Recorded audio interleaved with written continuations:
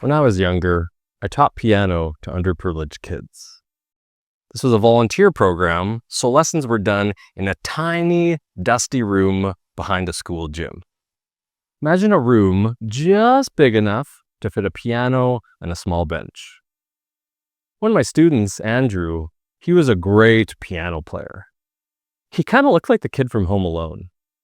Blonde hair, blue eyes, ears that stuck out a little bit. Andrew always played well during our lessons, but when he had to play in front of people, he'd get extremely nervous. Sometimes he'd make himself sick, and by the time I'd finally get him up there to play, he'd make mistakes that he never made while practicing. All because there were people watching. One day after this happened, he looked at me and said, "I suck at piano. I want to quit." And my dad said I could. My first thought was, I'm giving away lessons for free, and I still can't keep these students? But I had to ask him, Andrew, do you actually want to quit? Or do you just hate messing up in front of people? He said, I like playing, but I don't like performing. That really resonated with me. As an introvert, I had a lot of the same fears about performing in front of others. The thought of being seen made me want to curl up in a ball and disappear. But as I learned to overcome those fears and build my confidence, I started to dream about helping others do the same. And today, as a communication coach, I often tell this story to my clients because many of them have similar struggles with speaking. They're fine practicing on their own, but when it's time to speak in front of a group and everyone's staring at them, they get anxious. In fact, 75% of all people experience some level of anxiety when it comes to public speaking. At the root of this anxiety is the pressure we put on ourselves. But why do we feel so much pressure? We feel pressure because we're viewing public speaking as a performance. We worry about what people are going to think of us. When you're speaking to a group, there's a part of you that wants to look good and sound good. You don't want to mess up and say something dumb, right? But this pressure to be a certain way is what causes the anxiety. And this is what holds you back from speaking at your best. When I was first trying to figure out how to help Andrew, I asked some of my other students how they played so well in front of people. One girl said, well, all I know is that people are lucky to watch me play. I thought, okay, great level of confidence here, but I don't know how to teach that to someone else. Another kid said, I'm just practicing until I get to play with Michael Jackson. That was interesting. This kid didn't seem worried at all because he didn't see what he was doing as a performance. He thought he was just practicing until he could one day play with the king of pop. But I didn't have the heart to tell him that Michael Jackson had already passed away. But I did like this idea of practice, so I decided to see if I could help Andrew see everything as practice too. I taught him how to stay more calm and have more of a practice mindset. I kept repeating to him, it's just practice. It's just practice. And eventually, after annoying him enough, he started repeating it to himself. It's just practice. It's just practice. Over the next few months, I noticed he was able to reframe his perspective and play much better in front of others. And he didn't quit his lessons. So that was a win. Now, if you're an introvert like me, you might have also tried to avoid people altogether. I tried that strategy out when I was a kid, and it kind of worked for a bit, only because I have an older sister who's an extrovert, and she would speak enough for the both of us. Whenever I was asked a question, she loved to jump in and say, ooh, let me tell you what Ty thinks. But having your sister speak for you, it's not the best long-term strategy for success.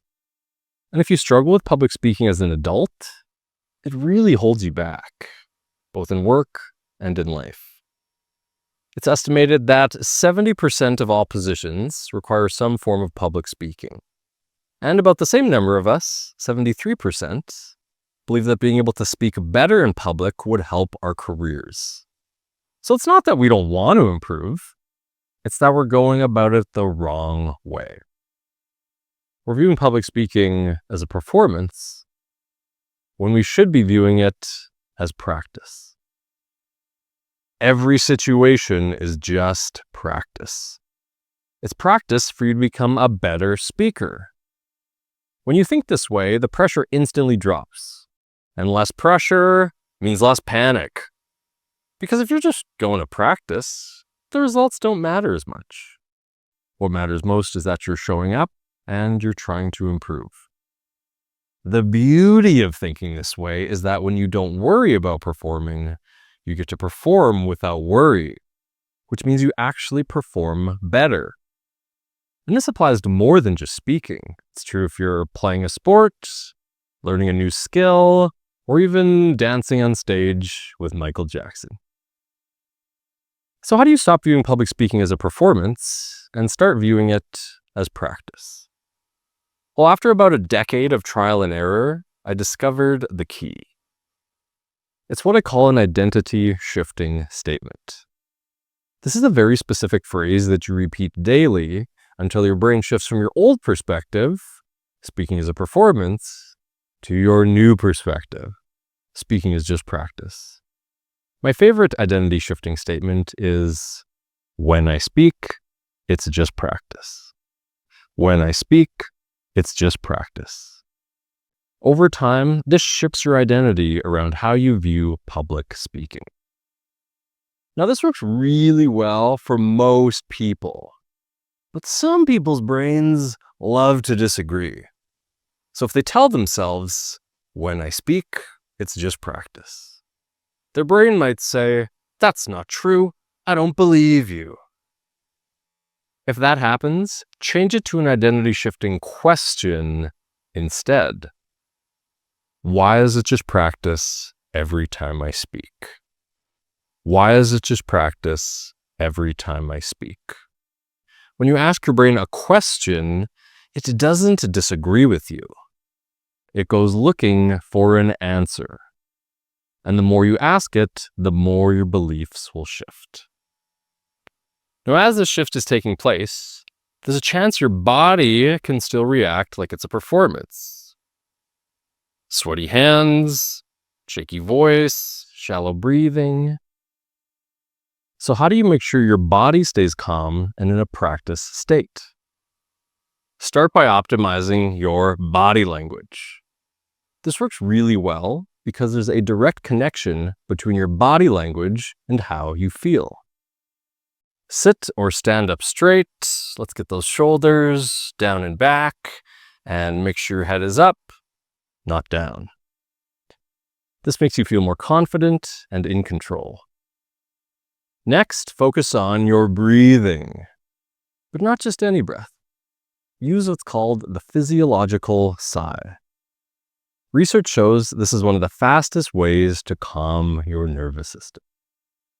It's a deep inhale through the nose, followed by another short inhale through the nose, then a long exhale through the mouth. Do 2 of those and your body will start to relax. And if it feels good to you, you can even make the sound of a sigh on your exhale.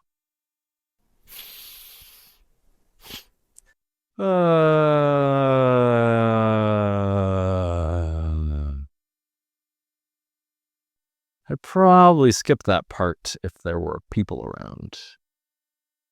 Finally, smile. I know this is cheesy, but smiling releases some of those feel-good chemicals, like dopamine and serotonin, that help you reduce stress and feel more calm. Smiling also sends positive signals to both you and your audience. So we have 3 B's: body language, breath, and a big grin. Years after I stopped teaching piano, I was in the stall of an office bathroom, leaning over the toilet. I was about to give the biggest presentation of my life, and just like Andrew used to do, I was so nervous that I had made myself sick.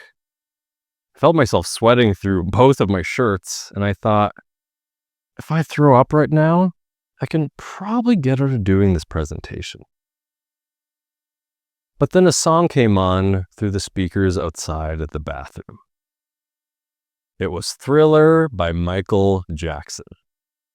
And I remember those wise words I had heard years ago. I'm just practicing until I get to play with Michael Jackson.